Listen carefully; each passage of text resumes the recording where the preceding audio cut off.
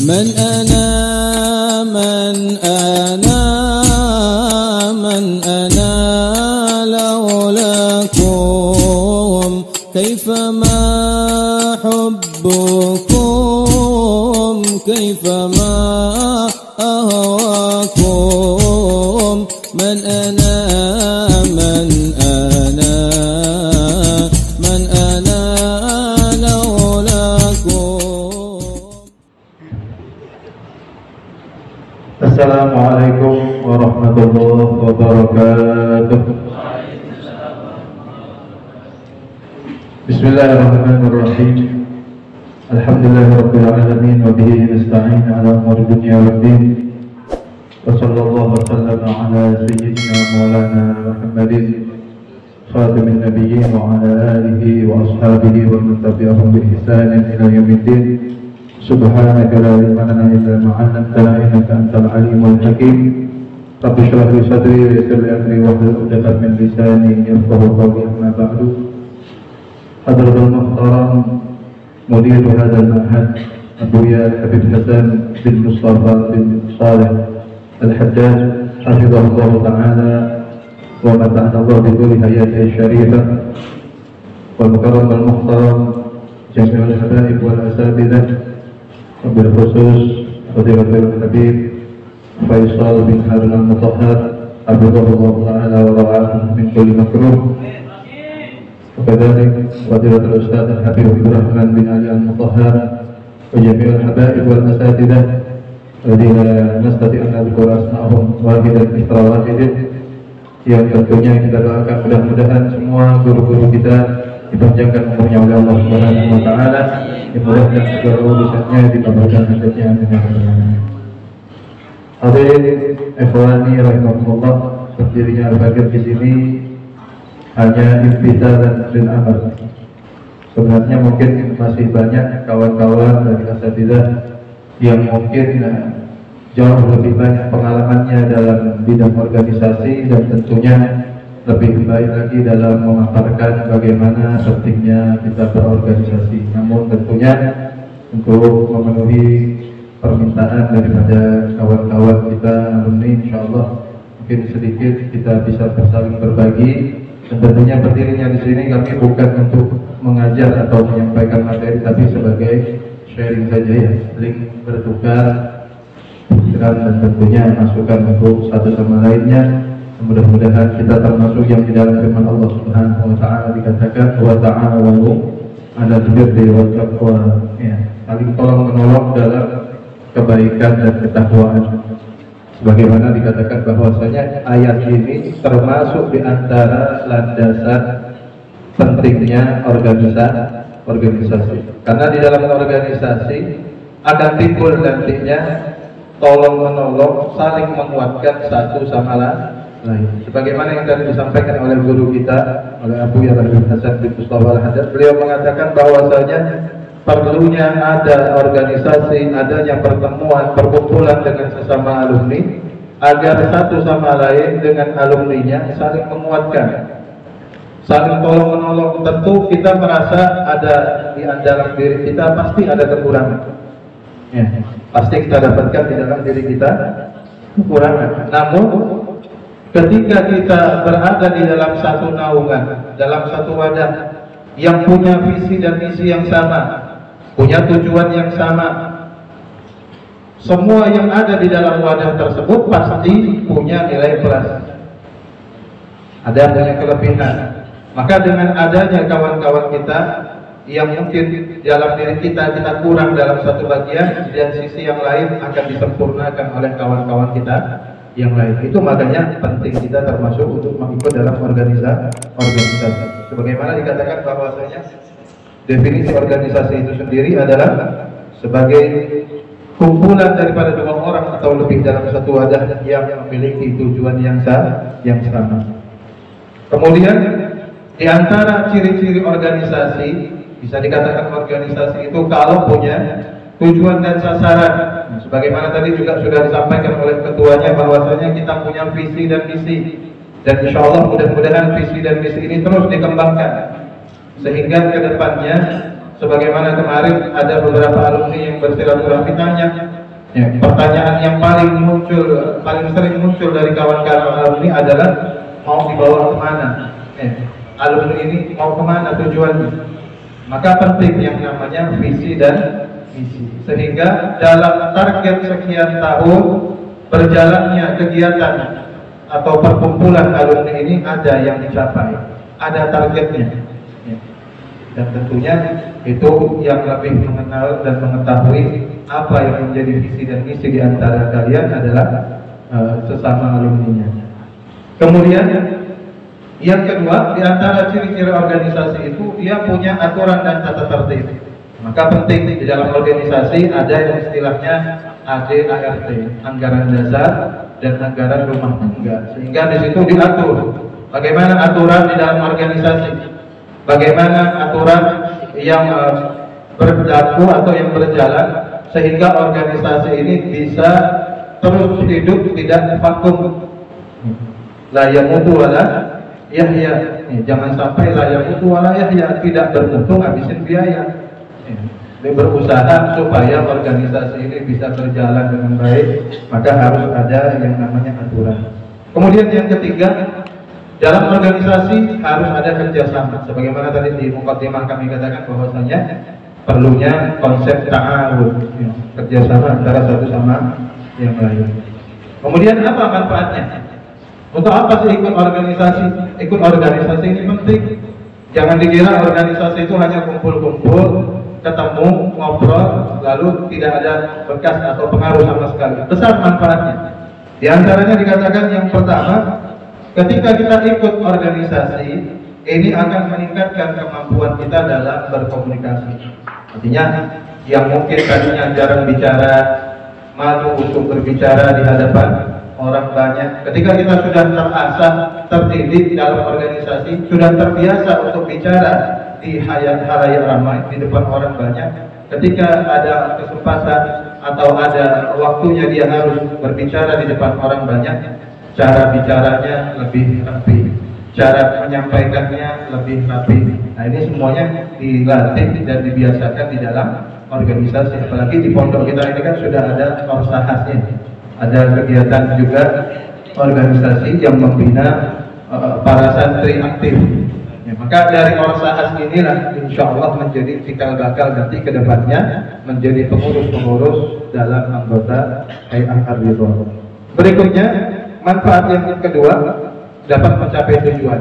Sebagaimana juga sudah disampaikan di depan bahwasanya setiap organisasi pasti perlu ada tujuan, ada target. Maka ketika kita ikut dalam sebuah organisasi, insya Allah kita bersama-sama akan sampai kepada tujuan. Yang ketiga, dengan mengikuti organisasi akan menimbulkan atau menumbuhkan jiwa kepemimpinan. Qalbur ri'asah.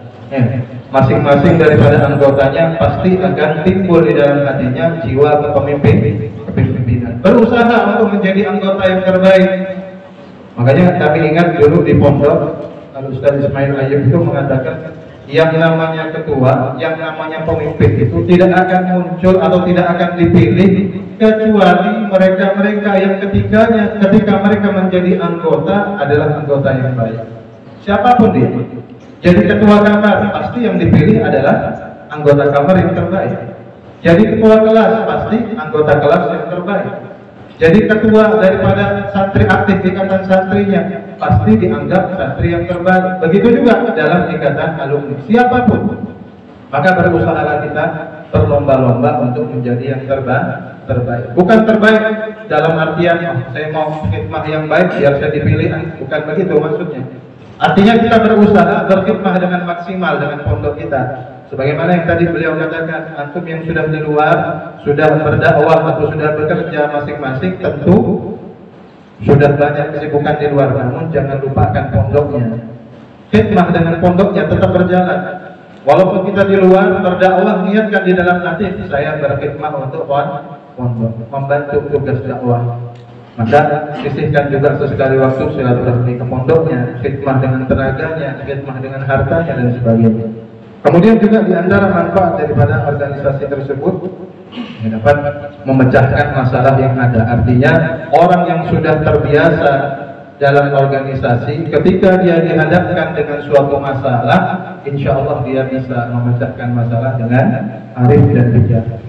Kemudian juga termasuk di antara manfaatnya adalah dapat memiliki rasa tanggung jawab yang tinggi. Orang yang sudah terbiasa dalam organisasi, insya Allah dia memiliki jiwa tanggung jawab yang besar. Ketika dia diberikan tanggung jawab, apapun tanggung jawab itu, sekecil apapun tanggung jawab itu, ketika dia sudah terbiasa di dalam organisasinya, diberi amanah, diberi tugas, dia jalankan dengan baik. Maka ketika dia sudah berada di luar ataupun dia beraktivitas sehari-harinya, diberikan amanah dan tanggung jawab, insya Allah dia bisa memberikan yang terbaik. Kemudian di dalam organisasi perlu yang namanya struktur organisasi. Kemarin juga di antara hal-hal yang mungkin sempat dibicarakan di pertemuan sebelum adanya pertemuan kita pada hari ini, ya, tentang susunan struktur. Kami sampaikan bahwasanya sebagai masukan waktu itu, kalau bisa memang struktur ini segera disempurnakan dan mudah-mudahan bisa pada hari ini dilatih atau diresmikan. Tapi mudah-mudahan kalaupun belum, mungkin dalam waktu dekat.